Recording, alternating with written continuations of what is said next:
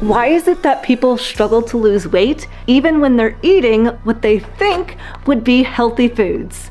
Well, I believe it's because people are eating backwards. Let me explain. Oh gosh, I'm getting too old for this. My name's Lillie. I'm a certified nutrition health coach, and often when people are trying to lose weight, they cut the carbs, cut the fat, cut the calories, have more vegetables, more fruits, more whole grains, more legumes, more salads, and I'm over here like, hold up. No one became overweight because they were deficient in salad. Here's the dealio. Many people believe that they gained weight in the first place because they either ate too many carbs or too much fat. So which one is it? Well, I believe it's neither. The real culprit that many people overlook is often they're deficient in protein.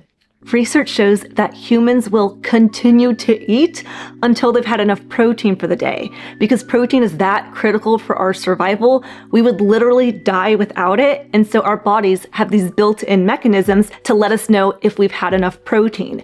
Our hunger will persist until we've had enough of this vital nutrient. So for example, I could have a donut low in protein and then I'm gonna still be hungry, so I make a slice of toast with some butter, low in protein, so I'm still hungry. I therefore eat an apple, low in protein, I'm still hungry, and then I have some carrots, and my body is still screaming at me, girl, keep eating. You haven't given me enough of the most essential nutrient I need to not die. I've just eaten all of this food, and yet I'm still hungry because protein is so critical for our hair, nails, skin, muscles, bones, immune system, for balancing our hormones, for boosting our metabolism. And so protein is so critical that our bodies send stronger and stronger signals urging us to keep eating until we've met our protein needs. The problem for most people is they're not eating enough protein-rich foods. They're eating backwards, filling up on salads, snacks, and sides, leaving protein as an afterthought, and then throughout the day, they're likely feeling unsatisfied, they're snacking throughout the day, and this leads to overeating and then gaining weight. And so for people who prioritize protein, they tend to experience fewer sugar cravings, more satiety, and less overeating. Now, can I pick on salads and just vegetables as a whole for a second? And I'm not trying to be a salad hater, okay? Well, we need to talk about it. Many people believe that vegetables are the healthiest thing on the entire planet. They are so nutritious, they have tons of vitamins and minerals, and yet in an entire cup of lettuce, here are all the vitamins and minerals someone gets out of a bowl of lettuce. And now, here's 1 cup of ground beef, which in comparison to a cup of lettuce is going to be providing the body with a lot more vitamin B1, B2, B3, B5, B6, B12, more calcium, copper, iron, magnesium, phosphorus, potassium, selenium, sodium, and zinc than our cup of lettuce. And now people are like, wait, that's not fair. That was iceberg lettuce. Lillie, what about spinach? Spinach, the superfood. All right, here are all of the glorious nutrients in a cup of spinach. Cool. So it's got vitamin K. Well, what about a cup of salmon? Oh, wowie, wow, wow. Hey, but don't forget, spinach is a superfood. Here's a cup of carrots versus a cup of chicken breast. Now, what about a cup of onions versus a cup of oysters? If someone were to eat 10 radishes, which I don't know who's eaten 10 radishes in a sitting, but if they did, well, they're not getting much out of it. So if I were to make a salad with a cup of lettuce, I'm throwing on carrots, some onions, all 10 of my radishes. Heck, let's even throw in some beets. This salad is not as nutritious as people would think. I don't want people to think that I believe salads are unhealthy. I just don't eat them because they're a waste of my time and money. Unlike Element Electrolytes, who's today's sponsor of the video. Unlike salads, Element Electrolytes provides the body with tons of sodium, magnesium, and potassium. These electrolytes are essential for our heart health, our nerve function.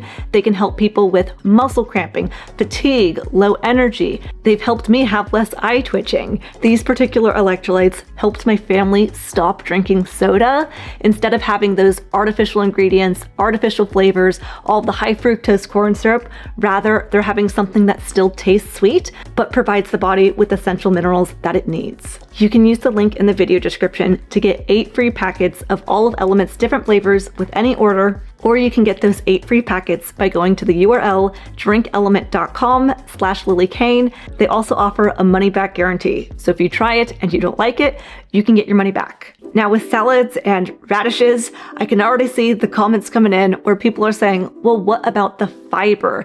The fiber feeds the gut microbiome. So maybe I don't get lots of vitamins and minerals out of these veggies, but surely the fiber is something that I need. Firstly, no human digests fiber. If you eat fiber, it will come out. So if someone's eating a lot of fiber in their diet, they probably go to the bathroom a lot. Whereas for people who don't eat any fiber, they probably go to the bathroom less often because there's less waste to come out. Now you're gonna find people who say that fiber is the best thing since sliced bread, which I would argue is not that great, and others who say, no, don't have fiber, it's damaging your gut. And I'm right down in the middle. How I was taught about fiber is fiber's not good or bad. It is food for our gut buddies. So we have bacteria in our gut, good and bad bacteria.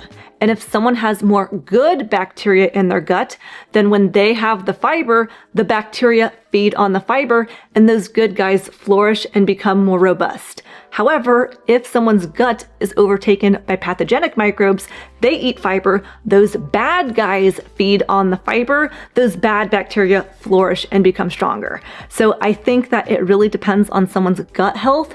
If someone's really healthy, having more fiber could be beneficial, but if someone's having a lot of digestive issues already, bloating, gas, blood in their stool, if they get irritable after they eat certain vegetables, then they may find taking a break from fiber altogether can help reset their gut, and then maybe later down the line they can reintroduce some fiber-rich foods. So I don't think it's a make or break. I don't think people need to eat fiber to be healthy. In fact, I think too much fiber can start damaging the gut, and so it's kind of a balance of, okay, where are you at with your health and how much should you be having, if any? Now, I think vegetables can be helpful for weight loss for a couple of reasons. One is that often when people are trying to lose weight, they have a hard time sticking to whatever meal plan they're eating. If I were to say, just focus on eating your protein-rich foods and eating some healthy fats, have your meat, then they can often do it for 30 days, but then they get bored, they want more flavor, more variety, and so I'm like, okay, have some veggies, knock yourself out, but make sure you get in your protein first. And the second reason why I think vegetables can be helpful for weight loss is because most of them are very low in calories, with the exception being potatoes, but otherwise I would consider most vegetables negative calories in the sense that they're very low calorie to begin with. So then once I eat them, the body actually uses more energy, uses more calories to break down, digest, and absorb the vegetables. Therefore, to me, I'm like, if someone's a bulk eater, they're like, I don't want to just eat a steak, I want a steak and a salad. I'm like, okay, knock yourself out. Some people don't just want an omelet with cheese and bacon and sausage. They want to have some mushrooms. They want to have some onions. Again, they're not the most nutritious things that we've been always told and believed, but I also don't think they're going to be doing too much harm unless someone says, when I have vegetables, it makes my eczema worse. I get itchy skin. I get irritable. My stomach hurts. I'm bloated. I'm having blood in my stool. In which case, then I wouldn't have the vegetables. This all applies to fruit as well. If someone says, when I have fruit, it makes me have more sugar cravings. It makes me have an energy dip in the middle of the day. It makes me just think more about food and the sweet taste just triggers me to want more. Then I wouldn't have fruit. But essentially, when I'm structuring a meal, when I'm thinking about how to lose weight, it's let's get in our protein first, and then we can worry about the sides. Again, I think people are thinking backwards. They're like, should I have pasta tonight, or should I have my rice dish, or should I have a sandwich? And I'd rather think about what protein am I having first, and then filling in the other spaces if need be. I'm a minimalist. I eat very basic. I'm like breakfast, eggs, lunch, ground beef, dinner, either chicken or salmon, shrimp, oysters, pork chops, something like that. And sure, I can fill in the blanks if I want to have extra Flava Flavs. But people don't have to eat like me in order to lose weight or to be healthy. I lost weight eating cauliflower rice and asparagus and broccoli and carrots every day. Some people want more flavors and variety, color on their plate. And I think people should do whatever is going to be sustainable and enjoyable and make them want to eat their meals, makes them happy and they're enjoying their food. Because the more people can keep up with eating healthy, the more they're going to see weight loss. So if people are starting first with their protein, then I think, you can fill in the blanks. And I'm often asked about snacks. Is it okay to have a snack?